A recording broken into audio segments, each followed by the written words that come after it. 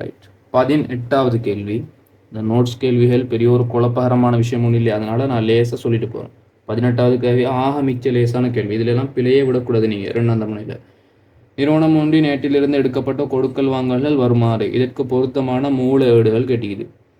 ABCD. பாவித்த உபகரணத்தை கடனுக்கு விற்பனை செய்தல். உபகரணம் என்ன உபகரணம்? பாவனித்த உபகரணம். அதாவது நிறுவனத்தில் உள்ள நடைமுறை அல்லா சொத்துக்களை கடனுக்கு விற்பனை செஞ்சா பொது நாளேடு. சிம்பிளான விஷயம்.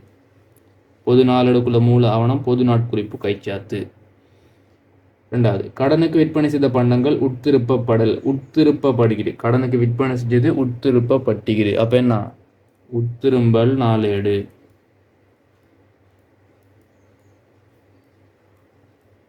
லேசான விஷயம். சி, வியாபார வருமதியாளர்களின் தொகை பதிவளிக்கப்படுதல். வியாபார வருமதியாளர் கடன்பட்டோர் அவர்கள் தொகை பதிவளிக்கப்பட்டது அறவிட முடியாத கடன். அது என்னத்துல பதிவளிக்கப்படும்? பொது நாட்குறிப்பேடு.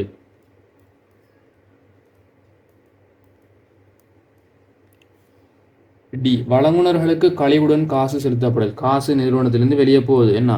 காசு கொடுப்பனவு நாளேடு. சிம்பிளான விஷயம். டக் டக்குன்னு சொல்லிட்டு போறேன்.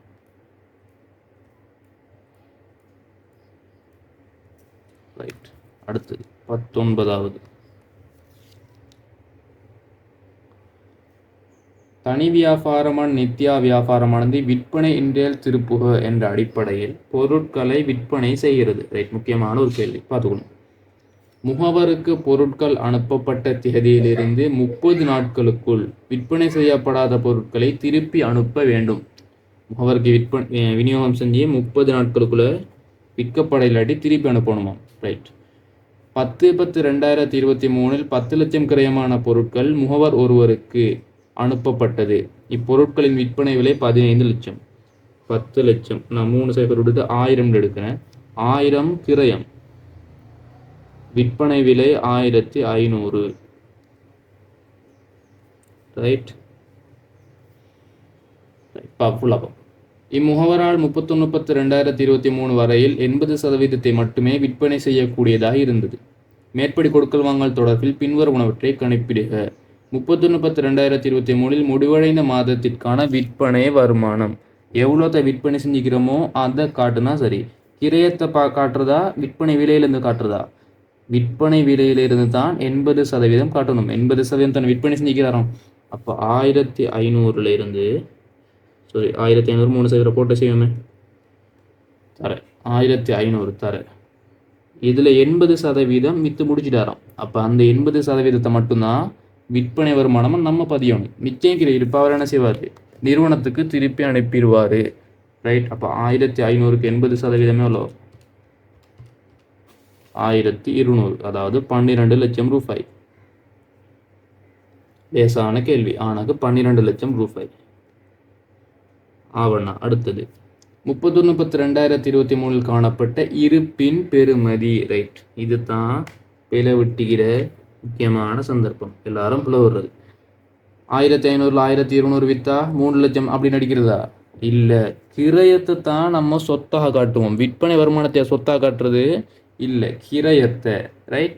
எனவே 1000 கிரயமான, அதாவது 10 லட்சம் கிரயமான பொருட்களே 15 லட்சம் ரூபாய்க்கு விற்றோம். அதில் 12 லட்சம் விற்பனை விலையோட பொருட்கள் விற்கப்படுச்சு.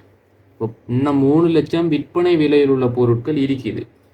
ஆனால் இருப்பின் பெறுமதியை காட்டும்போது லாபத்தை கழிச்சிட்டு தான் நடைமுறை சொத்தாக காட்டும். அதாவது கிரயத்தை தான் காட்டுவோம், விற்பனை விலையை காட்ட மாட்டோமே. இப்போ எப்படி கண்டுபிடிக்கிறது? ரைட். பார்க்கணும். நீங்கள் 1000 கிரயத்துக்கு எவ்வளோ லாபம் வைக்கப்பட்டிருக்குது? விற்பனை விலை 1500, 1000 கிரயம். அப்போ எவ்வளோ லாபம்? 5 லட்சம் ரூபாய் லாபம். அதாவது 500. எவ்வளோக்கு 500 லாபம் வைக்கப்பட்டிருக்குது? 1000க்கு 500 லாபம் வைக்கப்பட்டிருக்குது. அப்போ 100க்கு எத்தனை சதவீதம்னு பார்த்து 100க்கு எவ்வளோ லாபம்னு சொன்னால் சதவீதத்தை கண்டுபிடிக்க முடியும். சரிதானே? 1000க்கு 500 லாபம் வச்சு 1500 விற்பனை விலையாக நியமிக்கப்பட்டிருக்குது. லாபம் தான் 500, விற்பனை விலை 1500. நல்லா விளையாடணும்.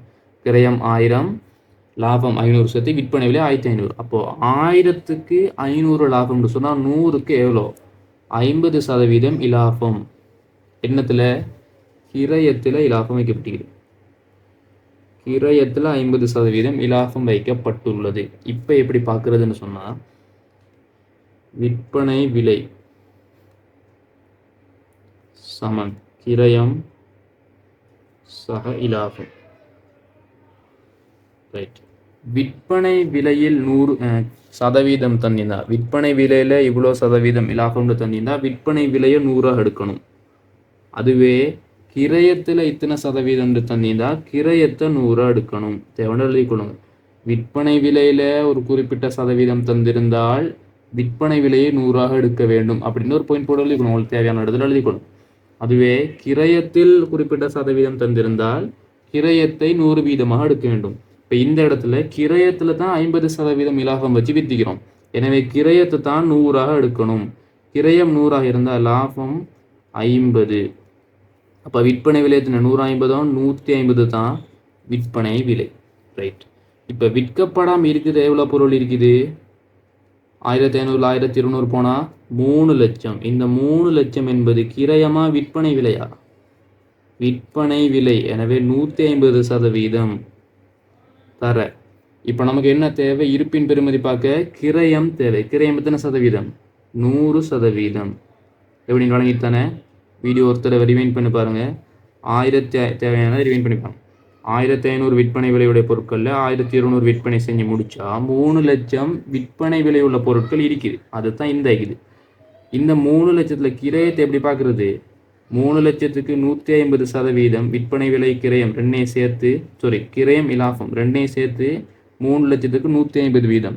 கிரயத்தை கண்டுபிடிக்க 3 லட்சத்து 150 பிரித்து 100 பெருக்கணும். பெருக்கினா ஆன்சர் 3 லட்சம் பிரித்தல் 150 தர 100, 2 லட்சம் ரூபாய். எனவே கிரயம் 2 லட்சம் ரூபாய். ரைட். விளங்கிட்டு தானே? விளங்க இல்லாட்டி வீடியோ ஒருத்தர் மார்க்கா போட்டு பார்த்துக்கணும். கிரயம் 2 லட்சம் ரூபாய். இந்த பாயிண்ட் எழுத சொன்னால் எழுதி கொள்ளுங்க. இதே கேள்வி வராட்டியுமே இதே மெத்தடில் உங்களுக்கு கேள்விகள் வரலாம். ரைட். அப்போ அடுத்த கேள்வி செய்யும்போது உங்களுக்கு லேசாக இருக்கும். சரி. 20வது வியாபாரம் ஒன்றின் 31/10/2023 உள்ளவாறான பரீட்சை மீதியானது சமப்படாதிருந்ததுடன், பரீட்சை மீதி சமப்பட இல்லையாம். அப்போ தொங்கல் கணக்கு வருமா வராதா? கட்டாயமாக தொங்கல் கணக்கு வரும். வித்தியாசமானது தொங்கல் கணக்குக்கு மாற்றப்பட்டது. அதனைத் தொடர்ந்து மேற்கொண்ட பரிசீலனை போது பின்வரும் வழக்குகள் கண்டறியப்பட்டன. தொங்கல் கணக்கு வருமா வராதுன்னு கேட்டது காரணம், தொங்கல் கணக்கு வரும், ஆனால் ஏற்பட்ட அனைத்து வழக்குகளுக்குமே தொங்கல் கணக்கு வந்திக்குமா அப்படின்னு இல்லை. அதனால தான் அவருக்கு கேட்டுக்கிட்டேன். நான் ஏற்கனவே சொல்லியிருந்தேன் தொங்கல் கணக்கு உருவாகுவதற்கான காரணங்கள் இது. அந்த மாதிரி வழக்குகள் ஏற்படினா மட்டும்தான் தொங்கல் கணக்கு வரும். ரைட். 20வது பாருங்க. மேலே தரப்பட்ட வழக்குகளை திருத்துவதற்கான 4 பதிவுகளை எழுதுக. 4 பதிவுகள். முதலாவது வலுவை பார்ப்போம். 2023 அக்டோபர் மாதத்துக்கான விற்பனை நாளேட்டின் மொத்தம் ரூபாய் 3,40,000 தனது கடன்படுனர் கட்டுப்பாட்டு கணக்கிலும் விற்பனைகள் கணக்கிலும் 4,30,000 என பதியப்பட்டது. வரவும் செலவும் சரியாக பதியப்படுகிறது. அதாவது அமௌண்ட்டில் எந்த ஒரு மிஸ்டேக்கும் இல்லை, தொகையில் எந்த ஒரு மிஸ்டேக் இருக்குதா? அப்போ இந்த இடத்துக்கு தொங்கல் கணக்கு வருமா வராதா? தொங்கல் கணக்கு வராது. ரைட். அதை படிச்சாச்சு. இப்போ எப்படி திருத்துறது? விற்பனை நாளேட்டின் மொத்தம் 3,40,000 கடன் படுனர் கட்டுப்பாட்டு கணக்கிலும் விற்பனை கணக்கிலும் 4,30,000. 90,000 கூட்டி பதிஞ்சிக்கணும். அதை குறைக்கிறதுக்கு என்ன செய்யணும்? எதிர்பதிவு. விற்பனையை பதிகிறதுக்குரிய எதிர்பதிவை பறிச்சா விற்பனை குறைவடையும். இப்போ நாம் என்ன செய்கிறோம்? 340 430 பதிக்கணும். 90,000 கூட்டிக்கணும். அதை குறைக்கணுமா? இந்த விற்பனை கணக்கு வரவு எதிர்பதிவு. விற்பனை கணக்கு வரவு சாதாரண விற்பனை பதிகிறதுக்குள்ள பதிவுன்னா கடன்பட்டோர் கட்டுப்பாட்டு கணக்கு வரவு, விற்பனை கணக்கு செலவு. இப்போ அதை குறைக்கணுமா? இந்த விற்பனை கணக்கு வரவு கடன்பட்டோர் கட்டுப்பாட்டு கணக்கு செலவு எதிராக பதியணும். எவ்வளோ 90,000 குறைக்கணும். எனவே 90,000 எதிராக பதிஞ்சா ஆன்சர் சரி. பி. கடன் கொடியினரிடம் பெற்ற கழிவு ரூபாய் 20,000 ஆனது பெற்ற கழிவு கணக்கில் ரூபாய் 2,000 செலவு வைக்கப்பட்டுள்ளது. எனினும் இத்தொகையானது கடன் கொடுனர் கட்டுப்பாட்டு கணக்கில் சரியாக, ஒரு கணக்கில் சரியாகவும் ஒரு கணக்கில் பிழையாகும். அப்படின்னா தொங்கல் கணக்கு கட்டாயமாக வரும். ஒரு கணக்கில் மாத்திரம் மிஸ்டேக் கொடுப்பட்டிருக்கிறது. ரைட். இப்போ பெற்ற கழிவு நம்ம என்ன செய்யணும்? பெற்ற கழிவு எப்பவுமே செலவு பக்கம் வரும். செலவு பக்கம் 20,000 வைக்க வேண்டிய இடத்துல 2,000 வச்சுக்கிறோம். எனவே பெற்ற கழிவுல பெற்ற கழிவு செலவுல என்ன மிச்சங்கிற 18,000 வைக்கணும். இப்போ வேற எதுவும் கணக்குகள் இல்லையே, தொங்கல் கணக்கில் அந்த 18,000 போட்டால் சரி. இங்கே செலவுண்டா தொங்கல் கணக்கு எங்கே உருவாகும்? தொங்கல் கணக்கு வரவுல உருவாகும். 18,000.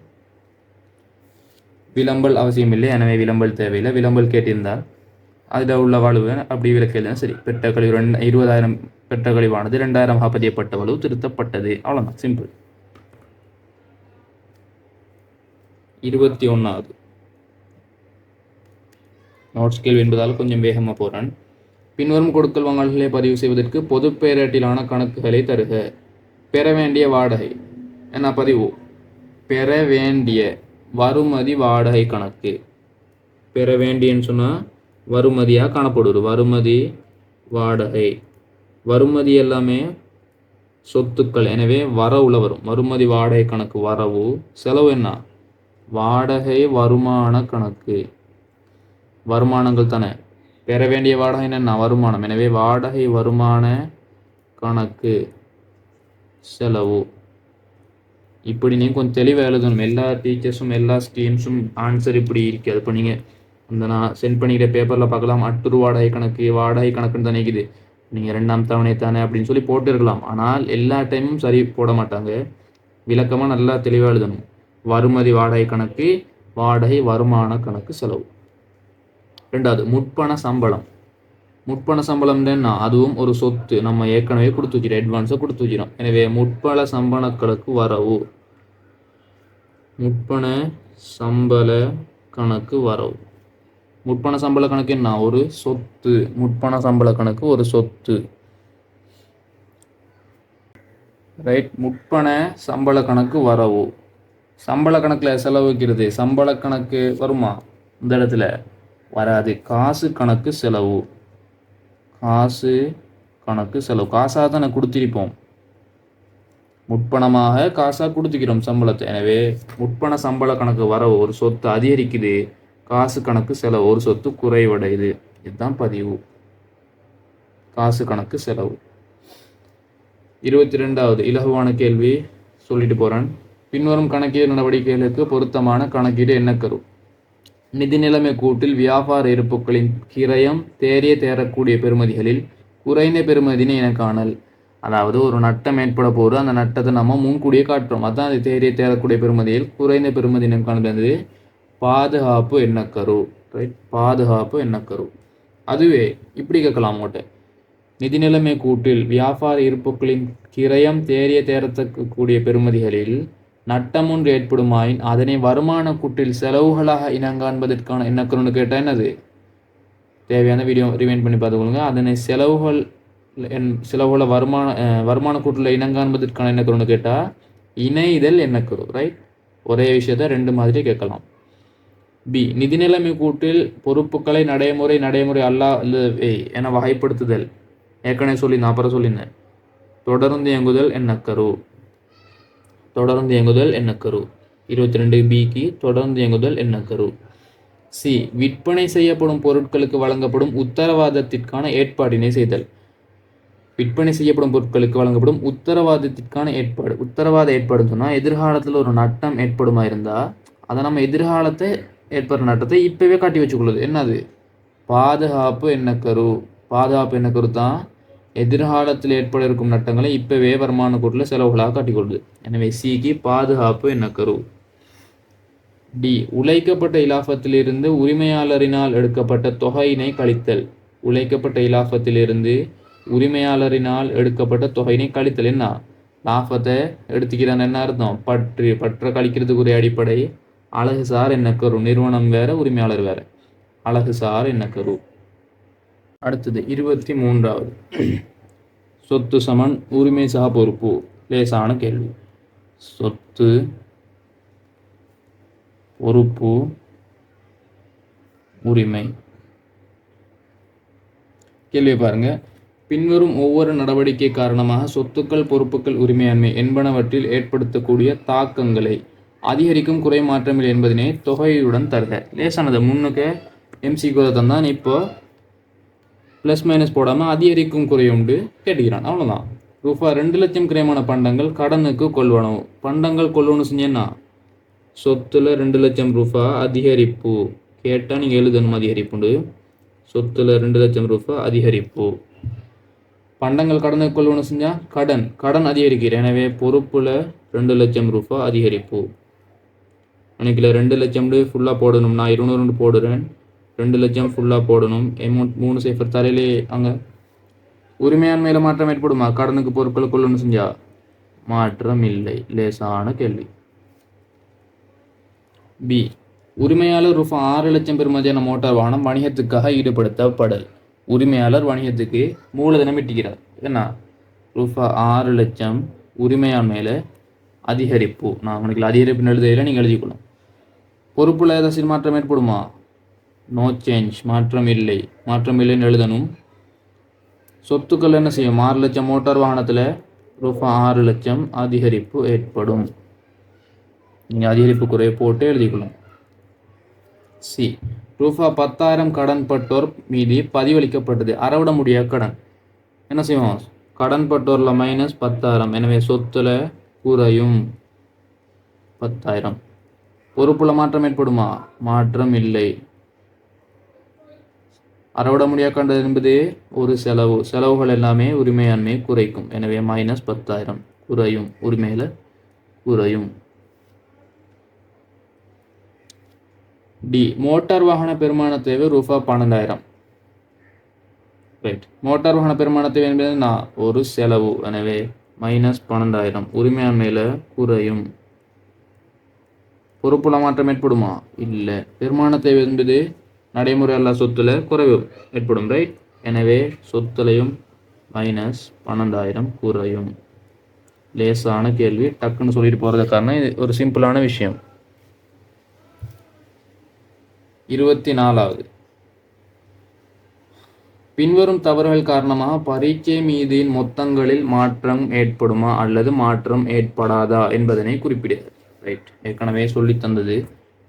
காரணங்கள் தொடர்பாக அனைத்துமே தந்துட்டேன். லேசாக செய்யலாம். பரீட்சை மீதி விவரம்,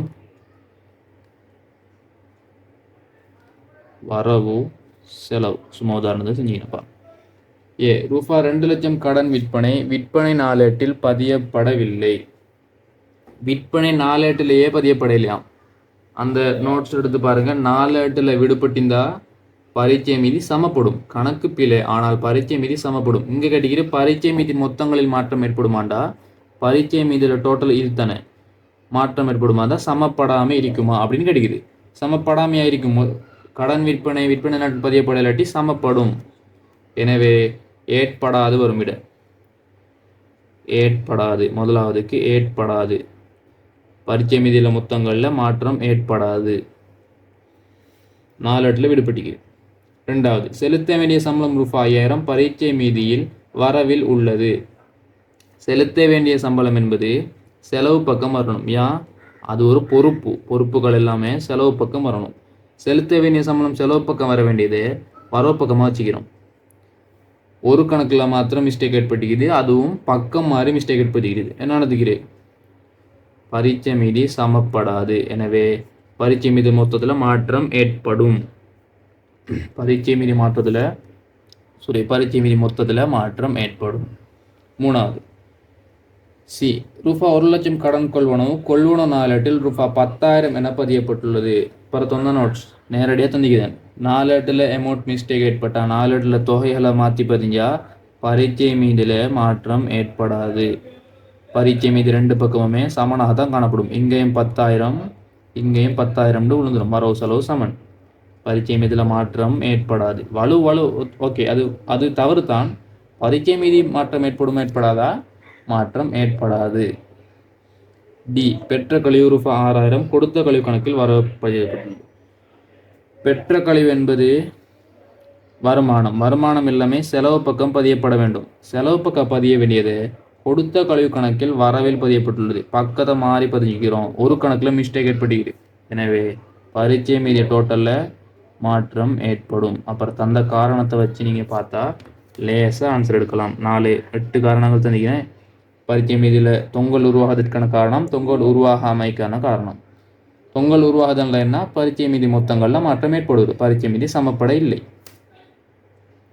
ரைட். 25வது லேசான வரைவிலக்கணம் கொடுத்தான். கடந்த கால நிகழ்வின் விளைவாக நிறுவனத்தால் கட்டுப்படுத்தக்கூடிய நிகழ்கால பொருளாதார வளம் சொத்துக்கள் எனலாம். இது உங்களுக்கு முதலாவது சப்ஜெக்டில் உள்ள வரைவிலக்கணம்.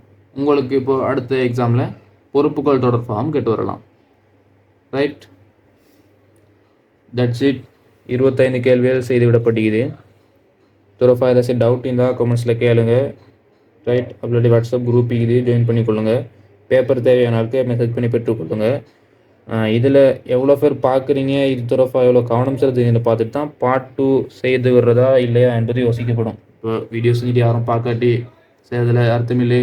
எனவே பார்ட் 2 தேவையான கமெண்ட்ஸில் சொல்லிட்டு போங்க. ஒரு 8-10 பேர் சொன்னால் செய்யலாம். ஓகே, பார்ட் 2வையும் இந்த மாதிரி ஃபுல்லாக விளக்கப்படுத்தி போடலாம். Right, okay, thanks.